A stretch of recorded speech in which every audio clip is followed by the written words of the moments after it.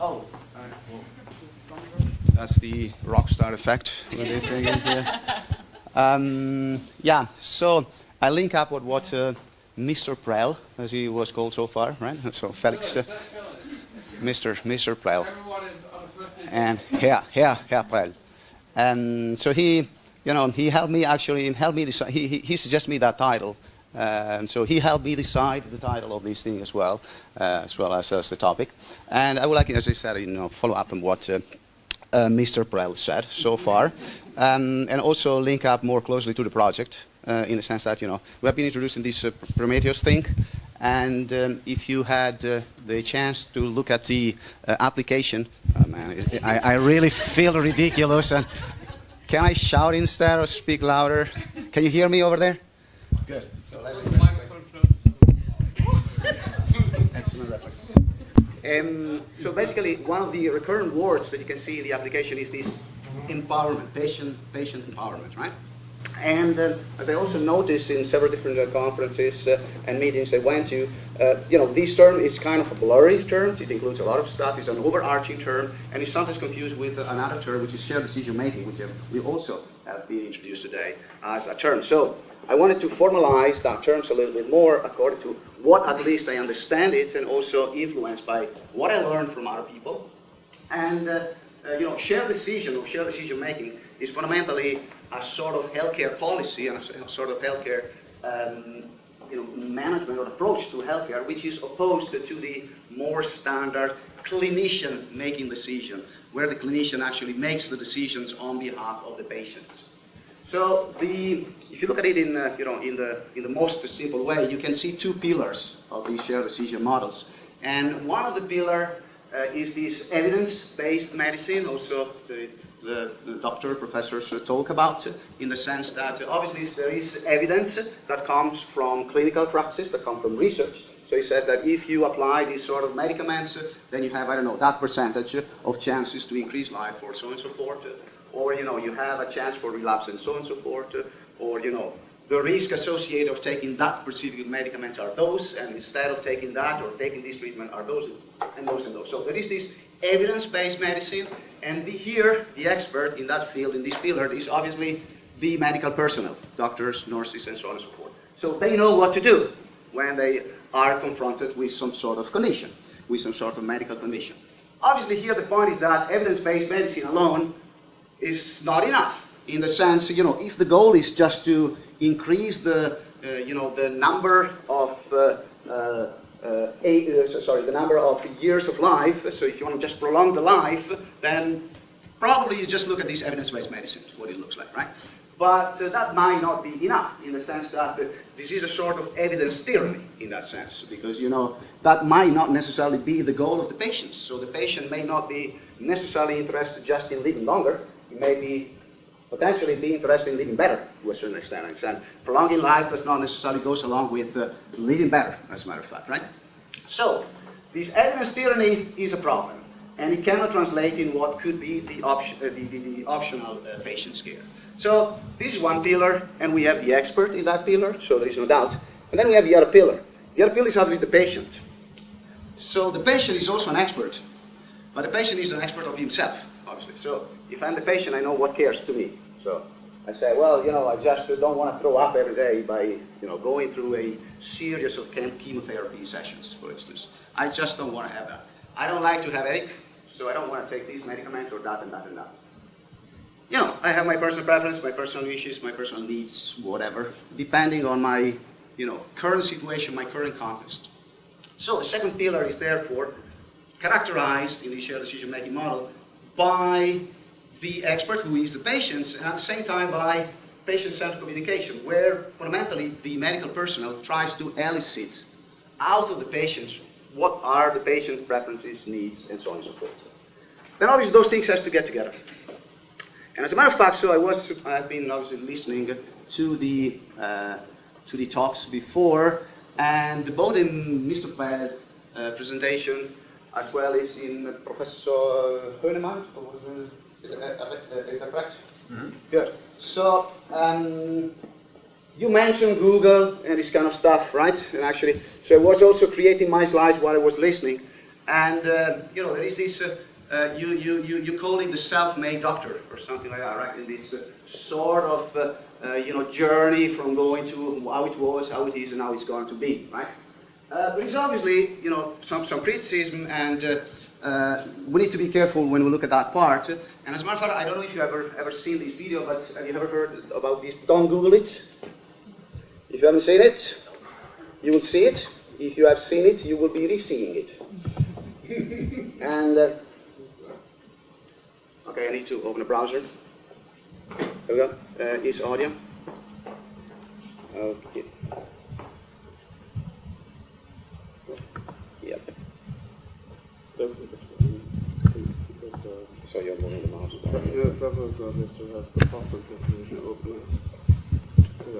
Oh yeah, we need to drag it on the other side, yeah. Yeah, you just drag it. Yeah. Yes. So, and... now that. So basically there is an increased criticism about, patients or just people are looking for a solution to their disease in the internet. I mean, that doesn't necessarily, we shouldn't be, let's say, the Taliban in this sense, which bring that to one extreme, in the sense, obviously, still find that people look in the internet, right? It depends to what extent they really trust the internet, now they find the information in there. And see here is... Let me have a look at your hand. Oh. Don't worry, love. We'll find the right cure for that poor little finger of yours. Just give me a sec. Finger. Ah, darling, look at this. Some Malky in Swansea had an infected finger and it turned green. Let's see what more I can find. Oh my God.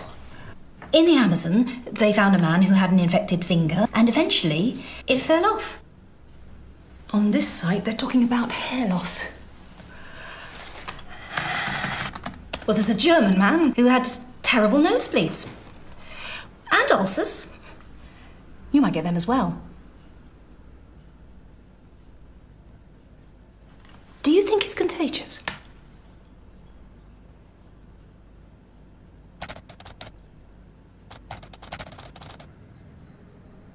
So, in any case, we have these two pillars. So we're talking about this evidence-based medicine and patient-centered communication with the two experts. And when those two things come together, then we have what is shared decision making.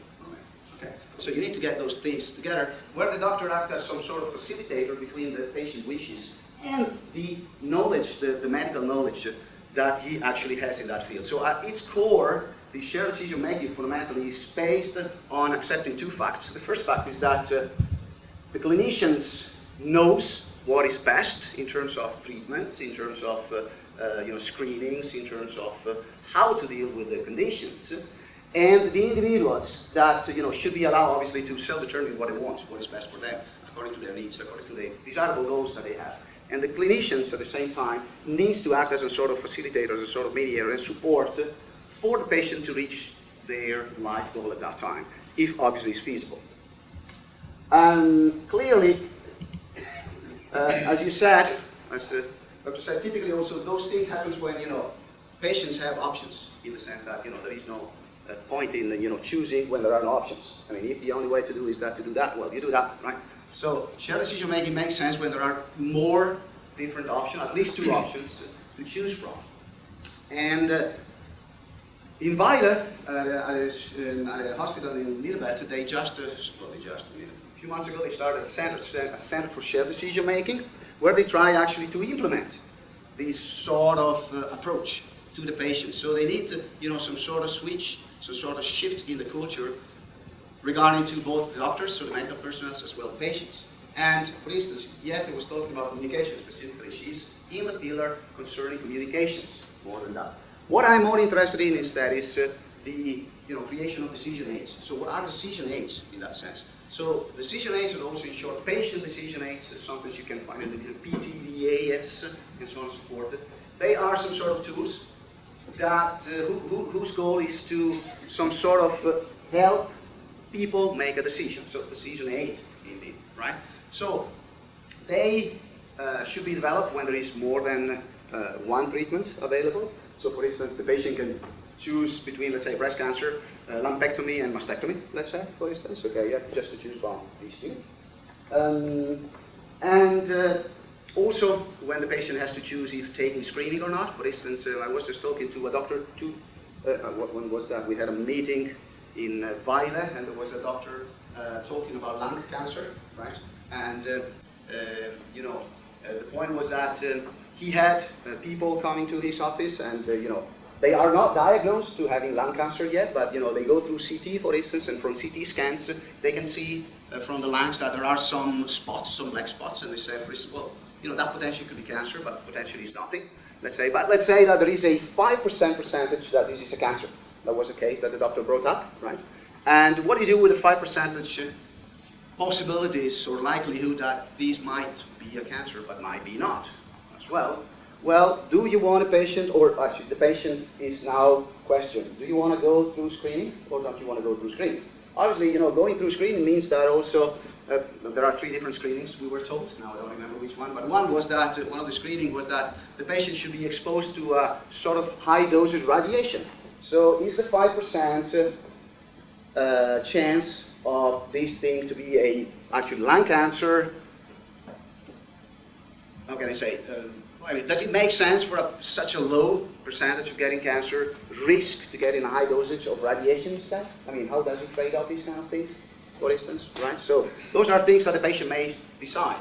So do you want to go through the screening? At the same point you get that, and so on and so forth. So decision aids can be used when you have to decide about a few limited, very defined options. And they can take up a variety of different forms. So if you look at the literature, there is not even agreed upon definition of decision aid, but you can find them in the form of leaflets, booklets. So you get also some sort of computer application, or you get also some sort of tests like those, these attitude tests, where you go through some sort of questions, and when you end up, they tell you, okay, you are this kind of guy. So basically, you are more likely to want mastectomy instead of lumpectomy, for instance, right? In the other test, they say, you are more extrovert than introvert instead, right? So this sort of stuff, where they ask you specific questions about that sort of conditions. DVDs, videos, and so on and so forth. And also another thing of decision aids that, it's arguable, or there are different approaches that when they are actually administered to the patients. Are they administered during just the patient-doctor consultation? Are they administered as a sort of preparation to sort of consultation? Are they given after that sort of consultation? It's unclear. There are millions of approaches, millions of people that adopt different strategies, and so on and so forth. And as I said, there is not even agreed upon definition for that. And yes. Nonetheless, and if you go, I actually have here a couple just to show how they look like. If you are interested in looking like, well, I'll be showing you a couple in a few seconds. The point is that nonetheless, what they do, what they are defining, these decision aids, they provide at least the following information. Obviously, they are based on the best available evidence, so in the sense that they contain medical information, which is based on research in that specific condition. They should be presented in a balanced form. What does it mean, a balanced form? It means that obviously, they should not be biased towards presenting the harms or the benefits of one treatment with respect to the other one. Otherwise, obviously, here you will be biasing the patients towards choosing one option with respect to the other one. At the same time, they also always present the risk clarifications. So it's, they tell you, okay, this is option 1, and with option 1, you run the risk of getting these and these and these. Option 2, you run the risk of getting these and these and these side effects, and so on and so forth. There is also the part, and this is what covers also the first pillar that I was talking about at the beginning of my talk. So that's this evidence-based medicine. There is also the part that includes instead the patient values, and the part in those decision aids is what is called values clarification, where basically here in a sort of communication, a continuous communication with the doctor, you try to elucidate, as I said, the interests, the preferences of the patients by trying to find out what matters to them at that point.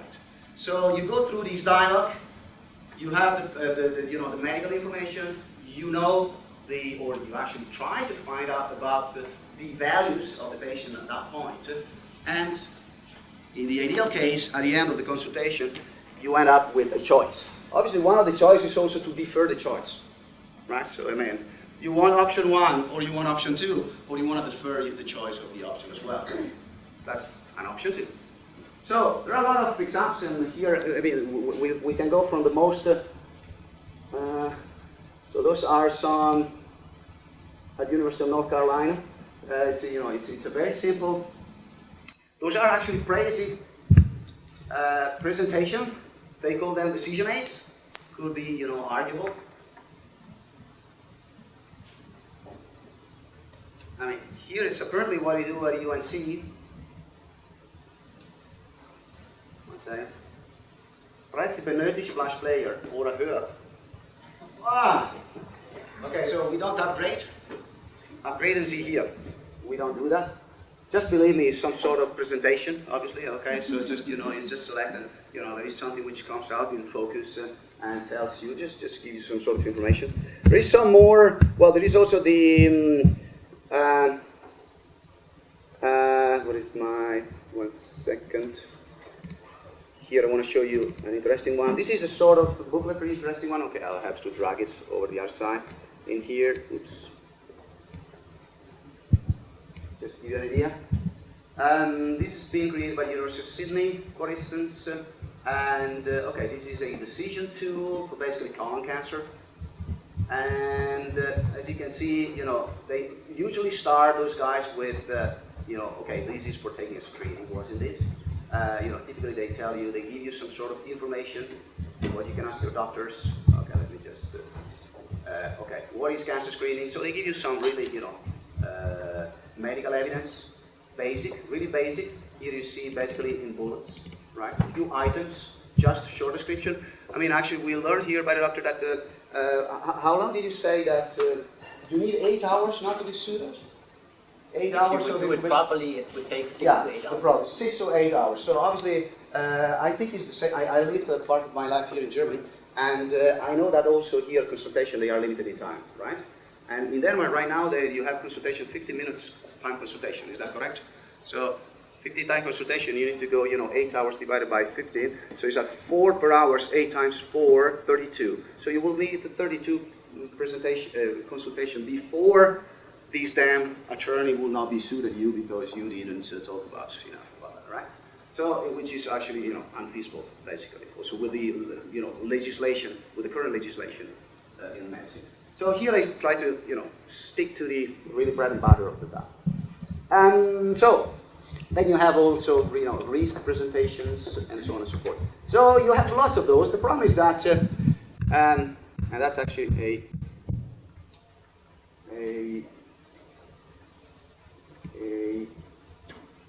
nope.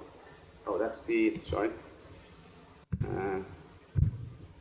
What is that? Okay, let me just do that. Okay. So, there are lots of those. The problem is that the creation of an average decision tool takes something like 6 to 8 months. So it's, and the 6 to 8 months is actually for collecting the information. And it requires a team of 4 to 5 people. I have been in communication just in the last 2 weeks with some guys at Dartmouth College. And they actually were asking us to do a decision tool, and I talked to the head of the hospital in Cologne. We were talking about that, and we said, well, we cannot commit 45 people. One of those 45 people was one clinician. And so we need to have basically one clinician working for creating a decision tool just for the next 6 to 8 months. They also wanted a patient, they also wanted a patient representative, and they wanted a couple of designers fundamentally. So, a lot of resources, 6 to 8 months. To create something like you have seen, those, booklets or whatever. So technically it was actually an option grid, what we're talking about, but, could be included in such sort of booklets. So, and also consider that when you create those decision tools, they are obviously specific to the condition you are looking into. So 6 to 8 months to that, 6 to 8 months to the other one, 6 to 8 months to the other one. So it's going to take a lot of time. What we're trying to do now at the hospital, I mean personally, and that's started basically creating some sort of CMS system, so content management system, where basically I have started creating a sort of, you can call it template.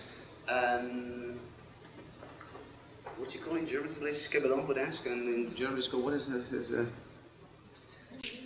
What's it called? Schablone, is that Schablone, something like that? Vorlage, okay. Something like that. Vorlage is feminine. Schablone? Does the word exist? I mean, we understand that. good. So, where basically, just the doctor has to give you the medical informations, and you just fill it up in this content management system, and then, the design is created automatically by this content management system, fundamentally. So that's what we are actually working on in this point, and what we would try to make it, some sort of available or useful for the project, as a matter of fact. And I think I went over my 20 minutes, or 50 minutes, or 10 minutes, so much, I don't know. The idea also, to have this sort of generic decision aid, this generic tool, is obviously to speed up the process of creating those DAs, because then the only point would be just, doctor needs to give us the content. Then we'll put the content there. We can accommodate the content for the different conditions. And also the other benefit would be that we have the same look and feel for all of that, in the sense that, one of the important points is that they can recognize that, okay, these things come from the Surhoos pilot, for instance, right? So all those things generated by the same DA content management system would have the same look and feel, and give also an identity to that one that, unequivocally identify where it comes from. And I think that was the last slide. I don't know if I put a thank you slide. I didn't. I forgot it.